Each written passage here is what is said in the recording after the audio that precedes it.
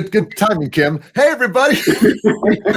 We are live on Facebook Live on the Personnel Board of Jefferson County's website, Facebook page. Thank you all for joining us. Look, it's Pete, Kim, Michael, ready for Hey, everybody. Woo! Trainer Talk.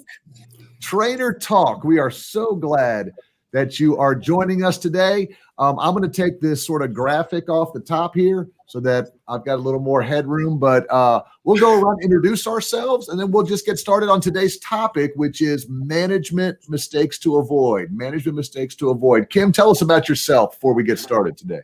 Hey, everybody. Excuse me. I am Kimberly Robinson, and I have probably about 6 to 7 years of management experience working for Starwood Hotels and Resorts. So, yeah, I'm glad to be on here with you. Absolutely. Good. Michael, what's up with you today, buddy? Hey, everyone. Michael Glaze here. And let me tell you about management experience. I started off a long time ago with Marriott, and I did a lot of things with them from front-end supervisor all the way up to assistant general manager. So I had some sales in there, some operations, managed a lot of teams through Marriott, and then moved over to Home Depot and Lowe's. So I worked out on the sales floor. I was a human resource manager as well. So had all of it. I have seen a lot of managers and leaders. We're going to leave managers for the talk later today because mistakes managers make. Yeah. But lots of information there. I've had my share of mistakes myself. I'll share some of those personal things as we go. Yeah. And there we go, Pete. That's me wrapped up in 10 seconds. Thanks, man. I appreciate you. So again, if you're just joining us on Facebook Live, this is something new that we're starting. We work for the Personnel Board of Jefferson County, and we do leadership training for merit system employees and local government employees. But we thought, let's do something live, kind of off the cuff, every couple weeks. And I want you to go ahead and chat in Facebook. So if you put your comments in Facebook as you're watching, we'll look at those. We'll read those. Looks like Persephone is joining us today. So it's good to see you, Persephone. And we'll just kind of have some fun and see where it goes, because this is a good topic, because we do leadership training all the time and try to help people get into management roles and all that kind of stuff. But then they get into those management roles and then mistakes start happening. And you know, I'll be honest, kind of like Michael said, we all make it. I made one this week. I made a mistake this week, and I've got to do some fixing this week, and kind of we won't go into it today, but I've got some. Oh, okay. I was just about to ask. No, we're not going down. I've got some amends I've got to make. But let's start out with, what is one mistake that you made when you were a manager that you're like, man, I can remember that like it was yesterday, whether it was a mistake you made coaching an employee or you used the wrong form of communication? Kim or Michael, who wants to share something you remember that just was something that sticks out to you as your management mistake? Well, I'll go ahead and get started if that's okay, Kim. Yeah. I try to be a gentleman, let the ladies go first, but this one's right out there. You know, early on in my management career, I am a people pleaser. So I wanted everyone to like me. And so what ended up happening, especially at Marriott, because it's a 24/7, 365-day business, I worked forever. I mean, I spent 18 hours in the office, but I wanted people to like me so much that when I gave direction, if they couldn't do it, I would do it for them. So when I delegated, I was half-hearted. They realized that picked that up from me, and realized that I was going to do it if they didn't do it. That is critical from a huge mistake from a management standpoint. If you delegate the entire job. Let them do it. Let them know that you're going to inspect what you expect. I failed in that area really quick. It hurt me for quite a while. Wow. Yeah. Okay. Good. I am getting a little bit of feedback. I don't know if like one of you has like your volume up on a side thing, but make sure you pull that down a little bit. Kim, what was your mistake you made? I've made quite a few mistakes as a manager, but the one that comes. Oops. And one of the mistakes I think she made is hitting the wrong hitting the wrong button. We'll bring her back in a second. I'll go ahead and share mine. That's all. That's why I love doing these live. It makes it more fun and personable. Gosh, when I was just promoted. Oh, hang on, she's back. I'll let you go ahead and go. It happens. It happens. There's the first mistake, right? But no, the one that comes to mind was when I was an HR manager with Starwood Hotels and Resorts. And I think you all know I'm kind of a perfectionist sometimes, and I like things a certain way. And yeah, I know, Michael, just a little. And I assigned a project to someone, one of our HR coordinators. And instead of allowing her to manage that project and have that project, I kind of stood over and how's it going? And I call myself being helpful, but really I was showing her that I didn't trust her, and I felt like I probably should just do it. So it kind of goes back to what Michael said, delegating, but not just delegating, but giving it over and leaving them alone. And I learned you can't micromanage adults. Yeah. Back off. And, that communicated to her that you don't trust me to do my job. Yeah. Not my intent. My intent was 100% right, but what I did was 100% wrong. So making sure that, I learned that when you give something over to somebody, just trust them and do it and back off. So that's the one that comes to mind.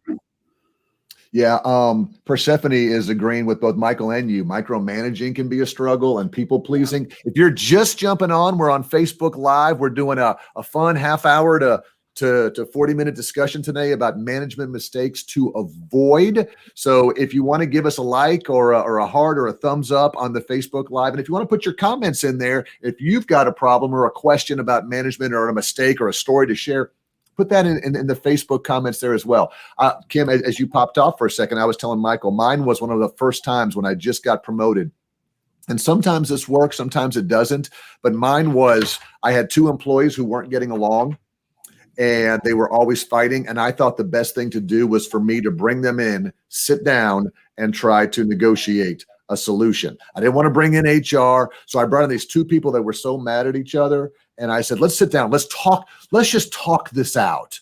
Let's talk this out together as adults. And while that may work sometimes, it didn't work in this instance. And she almost came over the desk at the other person. And it really, so, I mean, you can't just assume that, I'm sure if we sit down and talk this out, it'll all work out. So that was my big foray into that. And sometimes it works and sometimes it doesn't. Yeah. All right, let's go to a few of these that I've got in here, and I kind of want to get your take on some of these. All right, here's a mistake: taking credit for employees' work, taking credit for somebody else's work. Michael, you're next. Tell me, have anyone ever done that? Have you ever done that, and how'd you fix it if it happened? I've seen it done a whole lot, and I have tried. This came early on with me not to make this mistake, because I've seen managers really work people very, very hard. And then when somebody noticed that the work got done, that manager stands up and says, hey, look at me, I got this done. Aren't I a great manager, or I'm a great leader? Yeah. And man, that will turn employees off so fast. And you really end up with poor quality work. That's the last time you're going to get great work out of your people. You start taking credit, they're going to give you credit, all right. It's just not not the credit you want, huh, Michael? Right. This is huge. I'll tell you to always humble yourself. I know we're supposed to be talking about mistakes, but let me help you on the other side. Right. Let's give solutions as well. Yeah. Give credit to your people. Without your people, you wouldn't be a manager, because to have that title, you got to have something to manage or someone to lead to be a leader. So don't take credit. Always give credit. Sometimes it's best to give credit. Even if you did a lot of the work yourself, give credit to them, because it's going to build integrity for yourself, and they're going to work harder for you. Next time, they'll put in 100% rather than just giving you 80% of what they have. Yep. Absolutely. Yep. Kim, you agree? Disagree? Yeah, I agree. And we teach this in our classes that, managers, you cannot always want to be in the spotlight. You can't want the limelight because, as Michael said, your employees, they're the reason you're there. Yeah. If you're leading and nobody's following, we've heard the saying, then you're just on the long walk. And you have a lot of people on the long walk because people work so hard, but when it's time for the praise and the appreciation and the recognition for the job well done, that comes down from the higher ups, it stops at that manager. So the people, it kills morale, and they lose trust in you, actually. Yeah. A simple change in your verbology from I to we, I think can go a long way. So even if you're in a staff meeting and someone says, hey, Michael, hey, Kim, hey, Pete, great job on that project. All you got to do is come back and say, well, I think we did a good job. I think the team worked hard. So even if if someone gives it to you and you're not supposed to get it, just saying we did this and we did that. Or they did. I mean, maybe just deflect all of it. Just say they did all of it. You don't have to own. You don't have to own everything. All right, let's talk about empowering employees. Now, this is a big one for me from Disney because Disney was big on empowerment. So again, as a manager, kind of like you said, when you like to delegate, you like to be hands off. It was a big deal when I worked down there. It was, if customers and guests have complaints, empower the employees to fix it, empower them to fix it on the spot, empower them to do that. And if an employee has to come running to find a manager every time they've got to fix something, that's a mistake. Because you need to empower your employees. So what's your all's history on empowering employees, and then what happens when you do empower them and they do it wrong or they mess up? How do you handle that? So Kim, we'll kind of go to you first for this one. Well, when I worked for Starwood, the front desk, we were, it was just a lot of turnaround at the front desk, and I'm thinking, well, why are we having so much turnaround here? So I research and get in the weeds with them and try to find out what's going on. And I find out that, when their manager, again, that micromanaging, when they have a problem, they're told, you come get me. Mm-hmm. Even though this guest is standing in front of you, you come get me and we'll resolve it together. Well, they became very dependent on the manager. It was very inconvenient for the guests because they're standing there like, I had a problem with my room. And so I told them, and I talked to the manager, and it's like, look, they're on the front lines. And if they have a problem with a guest, why not allow them, empower them to fix it right then and there? Why should they have to run and leave the guest there to get more angry, to come ask you what to do? You want employees that know how to make decisions. They love our company. They have a passion for what they do. They want to take care of the guests. They want to take care of them right then. So listen, if they are having a problem with the room and the customer service agent the front desk agent gave them some money off the room or comped the room totally, hey, let them, what's wrong? They took care of the guests. Now, if that was too much or, then I'd rather them ask for forgiveness than for permission. Coach them up later. But you want people to feel empowered and passionate about doing their job. And if that guest is in front of you, why should I have to? And it's just like now when we're training, if we have an issue, you have empowered us to handle it right there. Don't, let me get back with you and let me go ask Pete. People want to feel empowered to do their job. And you want people that don't depend on you to make all the decisions, because you can't make all the decisions, but let them know you trust them. After you've trained them what's right, and they know, what they can and cannot give away, allow them to do it. Now, Michael, I'm going to put you on the spot here because, again, we do a lot of work in local government, a lot of merit system work, and a lot more rules and regulations and policies. I came from Disney, you came from Lowe's and hotels, and Kim, you came from Coke and hotels. So there was a lot more leeway in the private sector to empower them to fix the problem with this. in local government, a lot of times, if they start empowering themselves and going outside of the rules and the regulations and now you get legal issues. So what are some of the struggles with empowerment, Michael, or how can they be empowered around so many rules because they can't give money back on a tax credit. They can't lower your driver's license fee. They can't do this if mistakes are made. So does that make it harder or easier to empower them? Well, you would think that it makes it harder to begin with. Right. And this is what I would say, because I am in 100% agreement with Kim in a private sector. Right. Give the employee the power to do whatever. When we have parameters, this is what you do. You set parameters around what you can empower. Let them know how much power they have. Absolutely. When we are in our area and we are restricted a lot of times on how much power you can give, always default to customer service in the form of a smile. How can I help you? Default back to the customer and say, if you had what you wanted, what would benefit you the most? I can't give you your money back. I can't lessen the fee, but what would satisfy you? And let them come up with the answer. And then sometimes those customers or those citizens in front of us have a great answer that we can do. Yeah.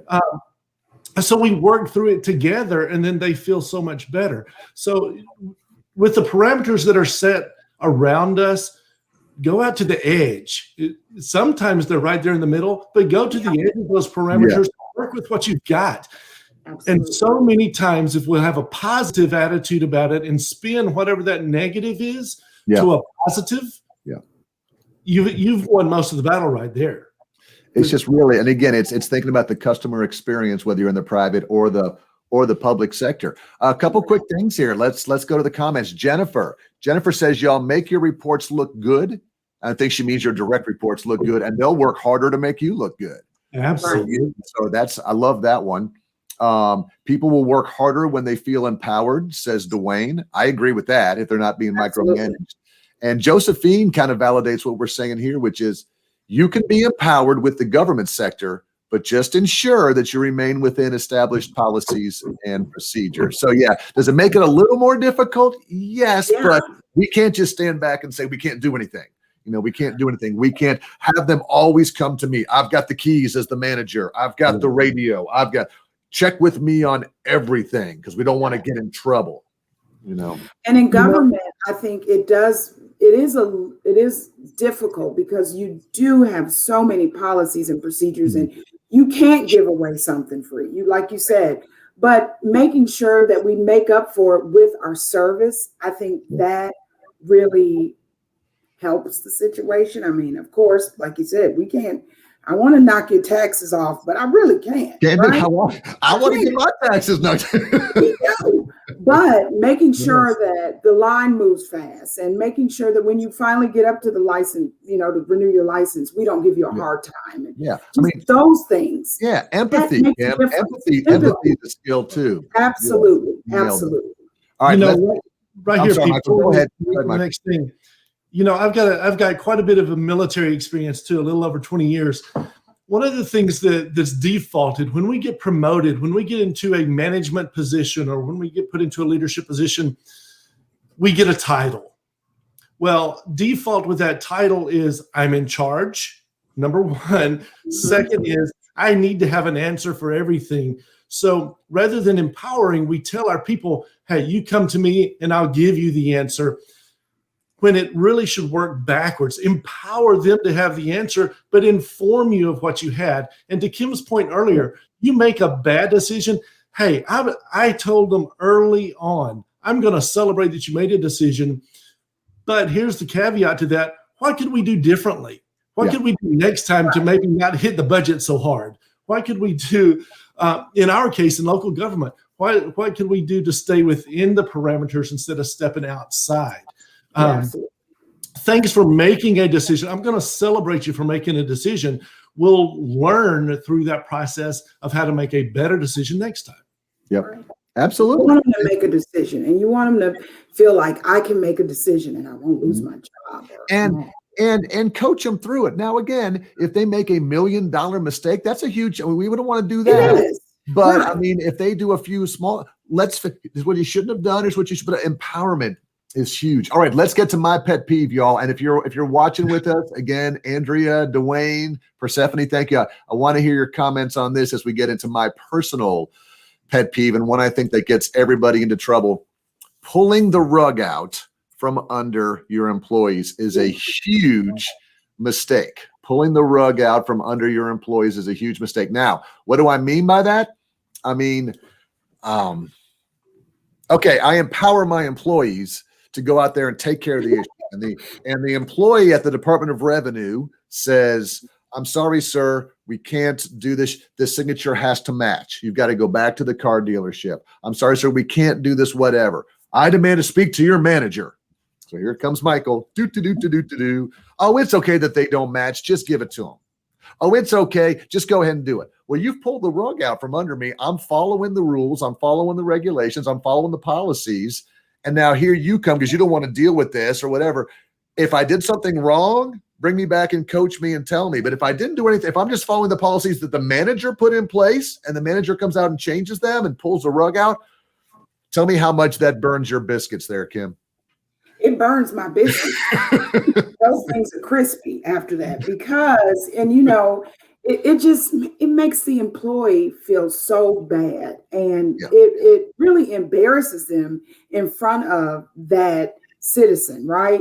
And so next time they're not going to, as Michael said, go to the edge and say, well, this is what we can do and this is what we can't. I want to help you. And if they demand to speak to the manager and the manager, oh, they're new or they don't know what they're talking about. Right. I'm going to talk to her later.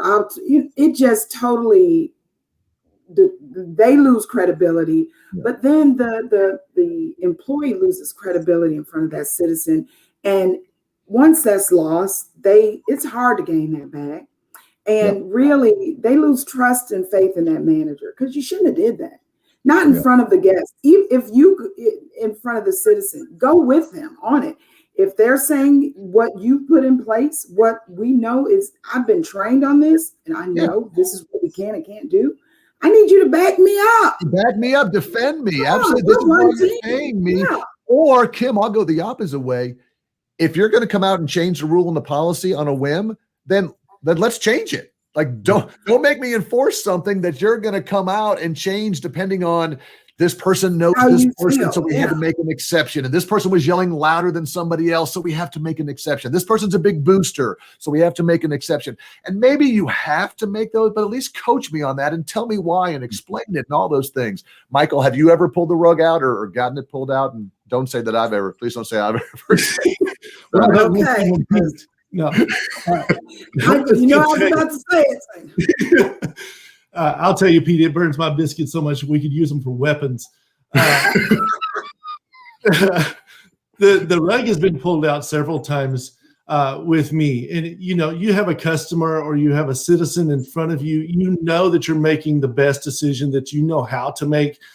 And then another manager comes up and says, you know, I think we can make it work. They're inexperienced or they just don't know. I've got more power than they have, so I can make a decision that they can't make. Yep. Whew. You know, if you want to be the discussion at the water cooler, you go ahead and do that because you're pulling the rug out, but they're going to remove the floor for you. Yep. And you're empowering them to make their own policies and procedures. And when they get called out on it, your boss is going to find out because they're taking notes of every policy and procedure that you made a difference for. And when you get disciplined and then we are going to take it above your head, we're going to call out every time that you pull the rug. It's going to come out. It will burn your biscuits too to a crisp. It's going to be rough. Well, and also, you know, before you go to the comments, also it's the thing is that it just makes, again, I'm just thinking about that employee and how it makes them feel because you're so inconsistent. And I always say managers need to be consistent and fair. Absolutely. Okay. I didn't say equal, but you need to be consistent and fair. And when you're inconsistent, it's just, you wonder why people are like online on their lunch breaks trying to find another job. Yeah. People don't leave jobs, they leave managers. And this is all these that we're talking about. This is the reason why. Yep. Absolutely. Yep. You nailed it. Couple comments here. Isla says, you pull the rug out from under me, you're going to get a huge side eye, and that will make me shut down. Right. Josephine says, you pull the rug out, it causes them to question every other decision that they're making. Absolutely. You know, and also you have to rely on the manager to make all the decisions. So now I'm not being efficient up front. Jennifer says, you know, they're also running to management for every issue, and they lose confidence. They lose confidence because they think they're doing it right, and they are, and the manager comes out and changes the rules halfway through. Andrea, great point. We must support their decision, especially in front of the client or customer. Like, Absolutely. you know, I don't mind if, I shouldn't say I don't mind. The worst case scenario is I go to Michael and say, hey, Michael, come on back here for a second. Hey, I noticed that you were going to enforce this double signature thing. Just be advised, we really don't have to enforce that. And yesterday we let somebody else not do it. So if you want to go out and tell her that you've made a, you know, if there's an exception to be made, let the frontline person own that change, not big mom and dad coming out, you know, and kind of making that change. All right. We've got a little bit of time left, but I'm going to go to the comments and ask you all, what burns your biscuits that managers do? What's a common mistake that managers make that really makes you go home and talk to your spouse or significant other or family about it? We want to talk about that and pull up some of your big management mistakes in just a minute. And while you're typing those in, let me go to this one here for our team. Here's a common management mistake: being stuck in your ways and not willing to change. Kim, this is the way I am as a manager. I'm brusque. I type my emails fast. I over communicate to people. I may say things that offend you, and you're going to have to just deal with it because that's who I am, and I don't need to learn any new ways to do things. Why is that a mistake? Because to me, it trickles down, right? And if you're like that, then it really limits the growth and development of your team as well, because you're not willing to grow and develop. Yeah. You know, so what that you've done it 90 years like that? Nobody cares. If there's a better way to do it in a more efficient way, and me as a employee, I'm able to, you really do have an open door policy. That's one of mine. I hate when people say, I have an open door policy, but the door is closed all the time. Anyway, if I come to you and I say, there is a better way, I don't want to hear, you know what? Hey, we've done this for 90 years and it's never, why break it if it's not broken? Why fix it if it's not broken and all this? Nobody cares about that. The technology, everything is changing so fast. Managers need to be flexible and be able to flex their style at any given moment. You have to flex your style. You cannot be setting these because your ways may not be the best business model. It may not be the best for your team, those people you're managing. It just may not be the best. And you bring it home, your family don't even like you. I mean, right. I'm just saying. Michael, why do we have to change as managers? Why do we have to be open? Oh my goodness. You know, we have to be lifelong learners. When the key word to that little statement down at the bottom is stuck. When you're stuck in your ways, you're stuck, period. You're not going anywhere. You're not going anywhere. Your people are not going anywhere except maybe out the door to find somebody else to work for. Yeah. We've got to be lifelong learners. And a mistake we make when we think we've made it to where we need to be and we stop learning, our people will stop learning as well. And you can't get there. The good side, if there is such a good side, is people know where you're coming from all the time, but they don't want to see you when you come. Okay. I know where you stand. Exactly. I don't want to. And I'm not going to go that direction. Right. You have, like Kim said, you have to be flexible. You've got to be willing to change yourself. Open your mind. Think about what you're doing. Think about how your decisions are affecting the entire group or just affecting that individual. Everything we've talked about today are how the other person feels, what you're going to make them look like, and what's happening is you as a manager or leader have the ability to make things good or make things bad. What side do you want to be on? The mistakes are going to make it a bad day for everybody. Yeah. So be flexible, be willing to change, be open-minded. Your way is not the best way every time. You have a lot of experience that probably got you promoted. Yeah. But you're forgetting the people that are out there doing the job. Yeah, the work. Ask them what's going on. They know the answer, real life, today, this moment of how to do the job. When you knew what it was like 10 years ago, they know what's happening today. Yeah. Yep. And all of our commenters are kind of saying all the same things. Ironically, Kim, I don't know how you did this, but I think you just typed in one on your own. So I went and typed it in here, right there. Here's a big mistake, Michael. Managers who don't admit mistakes. So Kim, that's one of yours, huh? Yeah, I hate it. Thankfully, my current manager doesn't do that.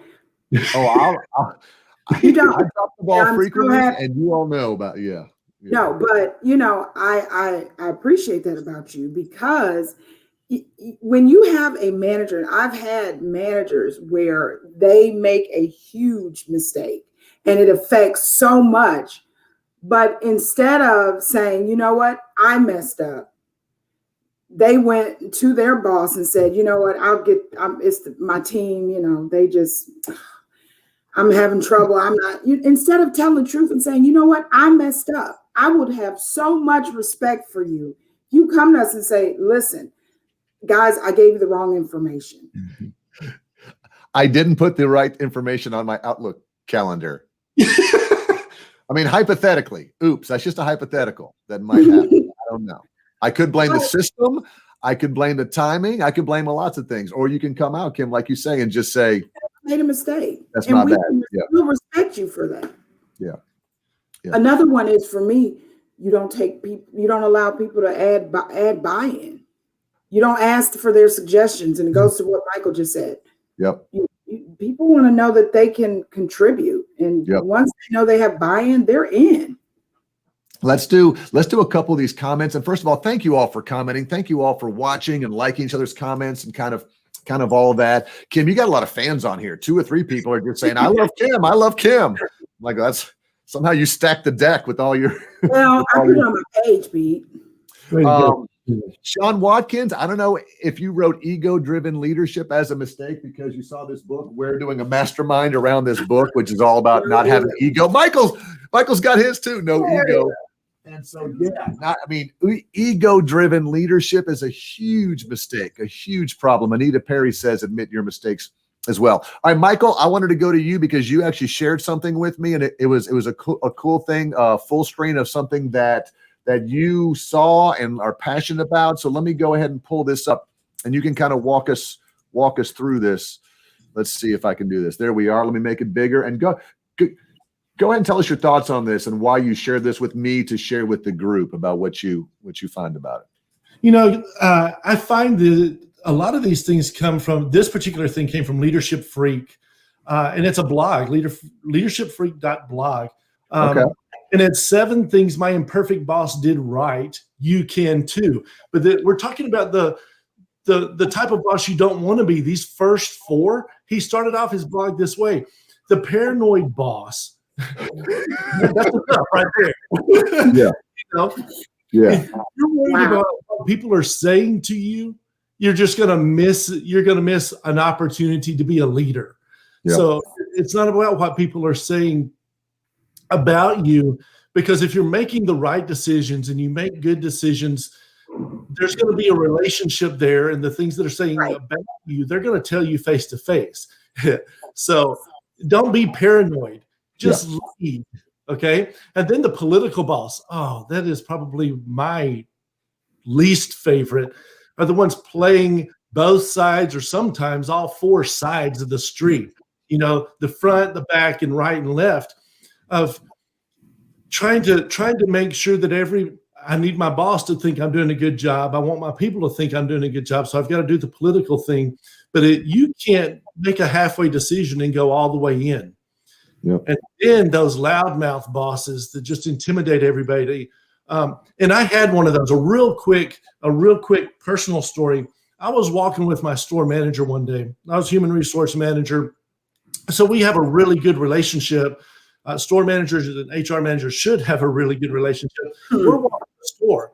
Well, this store manager is walking a department and there's a piece of trash in the aisle. Well, he gets on the intercom and calls that department manager who is on the other side of the store to come to that aisle and makes that department manager pick the trash up at his What? Oh, he just likes to intimidate people. And then he says, this is not how we run a store around here, and just blessed him out right there in the aisle. Let me tell you, my blood pressure was so, I had to pull him aside and have an HR conversation after that. But, anyway, let's move to number 4. I disagree. I disagree right away with number 4, but go ahead. There's nothing wrong with number 4, but go. The talkative boss, I may have one of those that loves to hear his voice. You can hear him all the time. But those bosses that talk and talk and talk and they never listen. From a playful side, Pete does a lot of talking, but I will tell you that he gives an opportunity for us to talk. And Kim has said that he will listen to what we have to say and then he'll talk some more. But if you have that boss. Oh, hang on a second, Michael. Hold on. Oh, Kim, what just happened there? Oh, man. He's coming back. He's coming back. Oh, there he is. There he is. I don't know what happened, Michael. But if they take up all the time talking and they say, okay, great meeting, everyone, great meeting, and you leave and nobody wants to come to that meeting and nobody wants to be around that manager. So those are the 4 things. But if you want to hear some good stuff, Leadership Freak. Leadership Freak's a very good spot. All right, a couple more, and then we're going to wrap this up. Let's see. Jennifer says the refusal to explain the bigger picture. When bosses just say things like, hey, do it because I said so. Do it because I'm the boss. I think as an employee, I will do it. But if you really want me to be invested and do it for you and by you and better, all you have to do is explain the why behind the decisions. And that's what Jennifer says. So again, even though we're all adults and those of us who have young kids, remember how it drives our kids.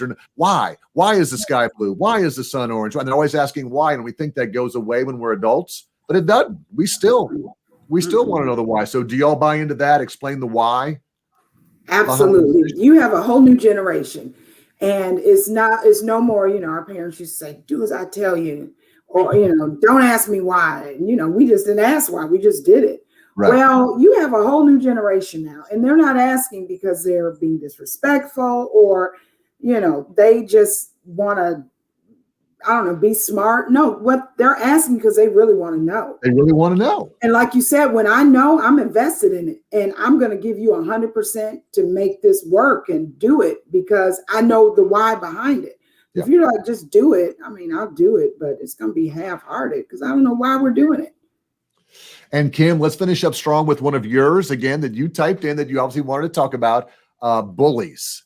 Again, I thought about that with Michael and his manager. He just said manager being a bully. Now we have to be careful because when we use the word bullying, I think bullying is also becoming a human resources topic. It's becoming a true hostile work environment word that could tie into, hostile work environment and workplace harassment and all that. But what do you mean when you say managers who are just bullies? Is it what's your definition, I guess? It made me think of it when I thought of Michael's example. You have a store manager who sees something on the ground and instead of bending down and picking it up and keep going, you've got to get on the loudspeaker, embarrass that person, bring them on up, make them come from where they are and pick up a piece of paper. That's ridiculous. That's and I think sometimes we have managers that use their power, their authority in the wrong way. And they'd rather people work for them intimidated and afraid than, happy to do it and willing and there's a relationship and we trust you and all of that. But no, I do it because I'm scared. And I can't find another job right now to pay my bills. So I'm just doing this. But you are an awful manager. You're scary.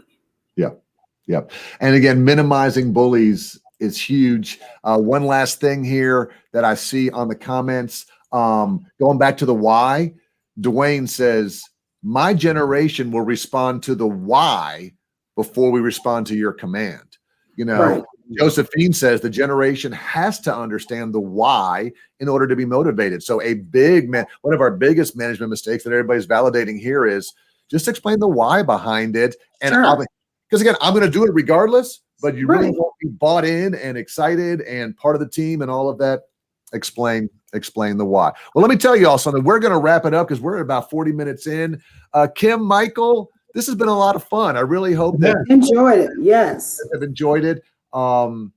I would like to invite everybody to follow us on Personnel Board of Jefferson County, our Facebook page. Also forward this link to other people who you think might like it. And every other week, and I think we're doing a couple, and I forget what they are, y'all, but I think we're doing a couple of trainer talks in March. And if you give me 8 seconds, I can share. Do you guys remember what I put out there for March? I don't, but I know Friday we're doing a lunchtime learning blast on Lunchtime learning blast. micromanagement.